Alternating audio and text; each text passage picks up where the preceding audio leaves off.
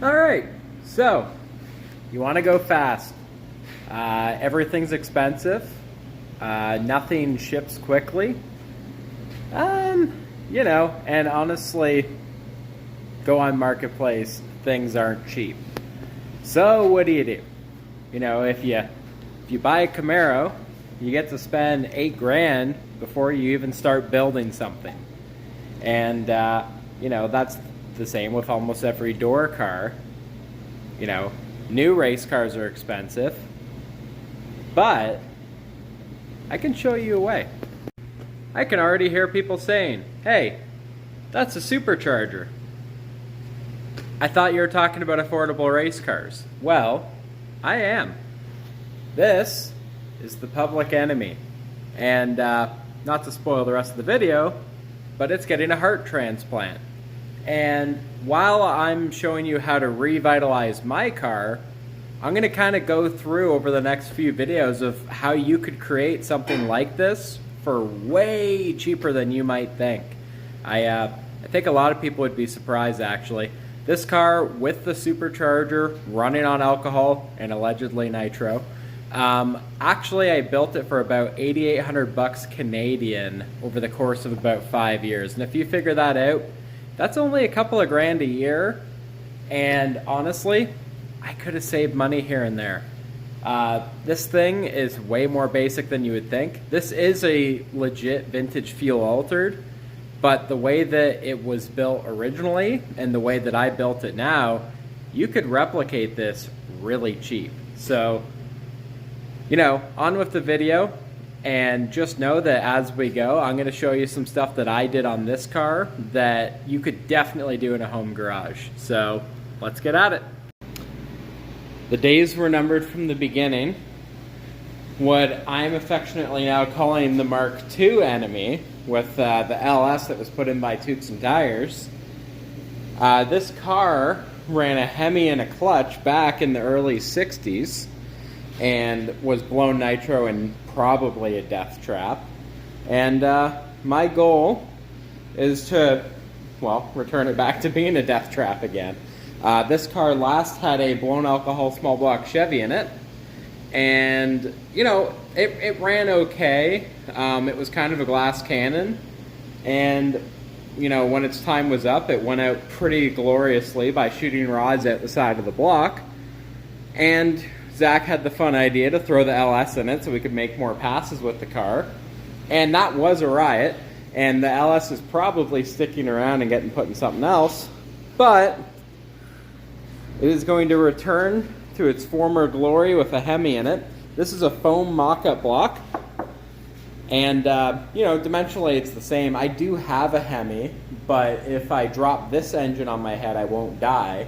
And if I drop the other engine on my head, this video is going to be super late. So we're going with the foam one for now. I have, just off of screen, a Hotheads engine adapter to bolt this guy to the Turbo 400 trans that's in this car. I do have a clutch and a different trans I want to put in this eventually, but for now, this is going to get us back out, and quite frankly, I really need to see this in the car. So these might have to get cut, but it's not a big deal. I can always reroute those a little different. So yeah, let's get to hacking. All right, we've got a lot off. It's so weird to have to drain coolant on this car because it's never had coolant in its entire life. Zach, I am going to do everything I can to not completely jack up this wiring. I'm going to take off every fastener, undo everything just to get this LS motor out. I am not a wiring guy. I'm just not. EFI is a completely foreign thing to me. A magneto needs to spin, and then it has spark, and then you can start the car. As soon as you need more than one wire, it all starts going downhill for me. But I will try my best. I want to keep all of this intact. so that this goes away, this goes in, and nobody's feelings are going to get hurt, and all of this is going to be able to be reused. It's just not going to be reused in this. I'm, you know, I can't say I'm sad to see the LS go, but I'm glad we had so much fun with it. There's not a lot of people who would let somebody else just take a vintage race car and slap like a modern EFI motor in it. I had a sense of humor. Zach had a dumb idea, and I was all for it. We had an absolute blast. If you want to see that series, it's on YouTube. I'll add the link. But that being said, I'm sorry, but Hemi is just better, you know? I don't make the rules, except for it's my channel and I make the rules. Goodbye, fake injector hat. I can't stress this enough. Halfway through a project, it's always a really good idea. Just go ahead and wash, like, all the floor, everything, you know. Don't go ahead and assume that liquids are going to stay inside of something when you, you know, rip its heart out. Because, you know, why would you have, like, you know, paper towels and stuff just handy in the shop, you know. A lot of fluids are really, really great for keeping concrete shiny. So you want to go ahead and spread as many of them around as possible. Yeah, I sort of regret not taking the converter out or unbolting the converter first. Honestly, all of this stuff is coming apart anyway, so there was that part of my brain that's like, well, not using this computer, you know, what's the point? Might as well just rip it out all in one shot. And, you know, you play stupid games, you win stupid prizes. But now I can go ahead and mock up my foam motor with the ring. Hopefully, I'm assuming none of my hardware is going to work. This car has a SFI bell on it. And obviously it's quite thick, so we'll see. Obviously, we're just mocking up for now. The mid plate is going to kind of keep everything together anyway. I will say, I feel so bad for guys who have door cars, because man, everything is so accessible. Like 4 bolts out of the mid plate, a couple of bolts out of the trans, and that thing was out of here. Also, Zach did a really, really good job wiring this thing, because all I kind of had to do was unplug things, and most of the harness stayed with it. So that was amazing. Thank you, Zach. Because, you know, if things were just soldered together, no connectors, whatever, I would have butchered it. I'm not going to lie. I'm okay with wiring some stuff, but I mean, I don't look forward to wiring that, which, like, I guess now you've just got a sneak peek.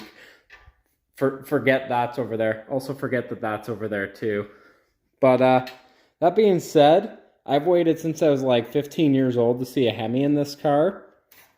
Let's put a Hemi in this car. So there's a half a chance I got just a little bit excited, and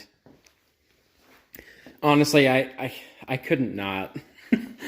I really couldn't not. I've waited a long time. This is going to be, well, I've been calling it Mark III because we had a small block Chevy in it, and then we had an LS in it. Now, it's sort of returned back to its roots, but man, honestly, it's like 3:30 in the morning and I am at a complete loss of words. It's funny how much stuff from what I already had is gonna work. Like, this is the front motor plate mount that was on it, and it's like completely in line with the Hemi mounts. Like, it just wanted to be here. And it's actually shockingly not much taller than the small block Chevy was in this car.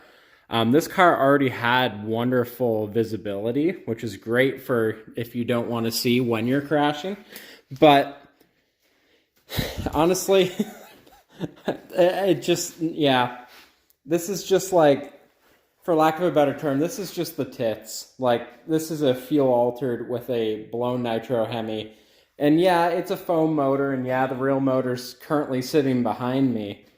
But I always wanted to see this. This is what I always wanted to do. Like, this car, when I first started building it, like, I was literally just welding together scraps to make whatever brackets I could, and, you know, one small piece at a time. And one point someone gave me just a rusty sheet of sheet metal, and I made body panels. And, you know, like, this car has always been just use whatever I have and slowly piece it together until it just looks like something.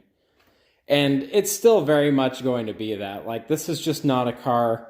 Like, this is a steel 1919 Dodge body. It's got jankiest stick welded shut holes in the door. It's got bullet holes. It's lived a life. It's over 100 years old. It's been a fuel altered for 60 of those years. It was behind a barn for 40 years. And, you know, there wasn't much left of this car for me to work off of. It was toast.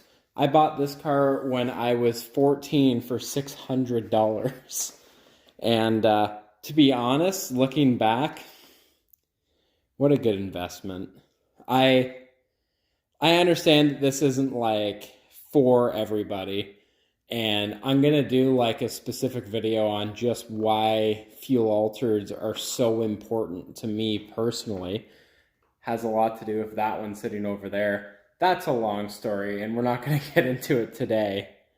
But when I look at this thing, it just makes me feel of home. And, you know, worst times in my life, this car really gave me something else to focus on and something else to work towards.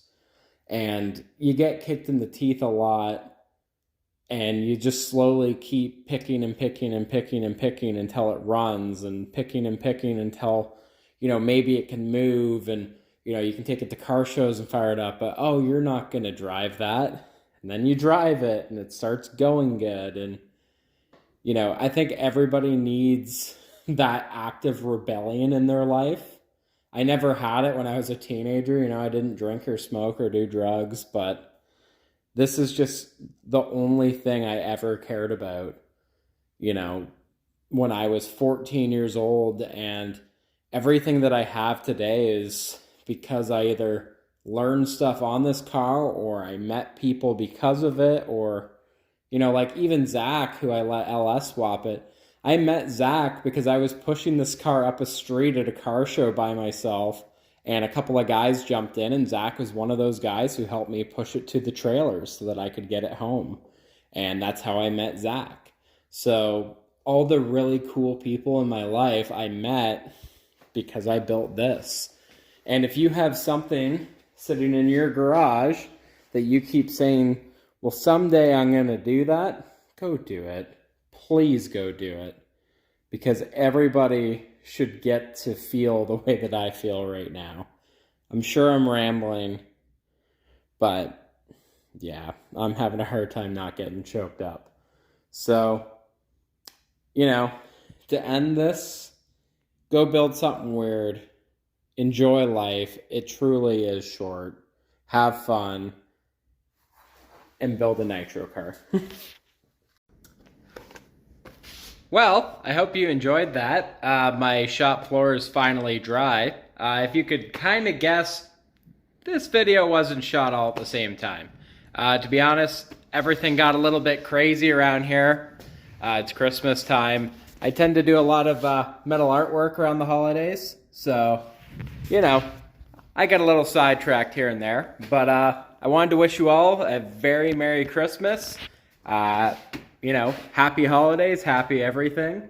I really hope you all get a chance to go out and work on the shop and, you know, go build a thing. I'm telling you, this stuff, I figured out 90% of it just by, for lack of a better term, dicking around. So, that being said, I hope you have a good day. Enjoy your time off if you get some, and if you don't, well, at least you should have money for race cars. Go build something weird.